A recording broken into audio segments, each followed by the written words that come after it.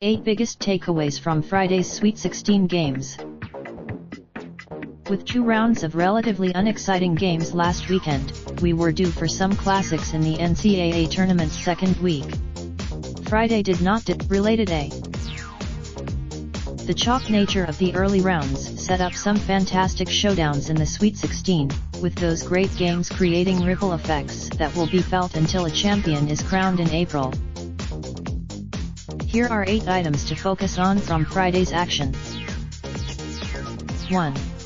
Defense has been key. This March, with the games slowing down in crunch time, America's best defensive teams have risen to the occasion.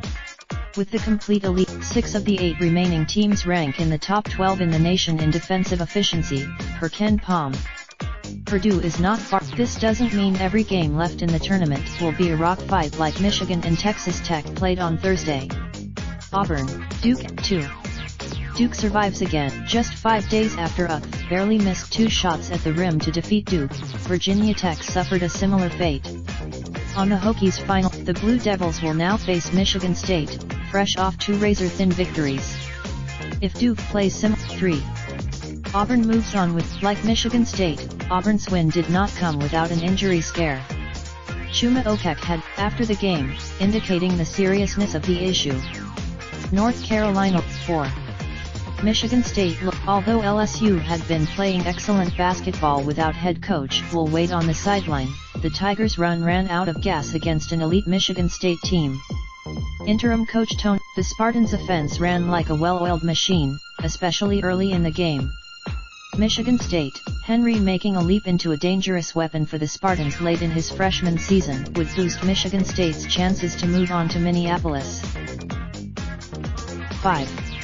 Nick Ward's injury. Michigan State missed Nick Ward in the paint when the junior center broke his hand last month. He missed 5 games. It was concerning, therefore, when Ward re-injured that same hand, leaving Friday's game. Ward had X-ray. 6. Kentucky sneaks. Although Houston tested the Wildcats, Kentucky advanced to its 34th Elite 8 in school history on Friday night.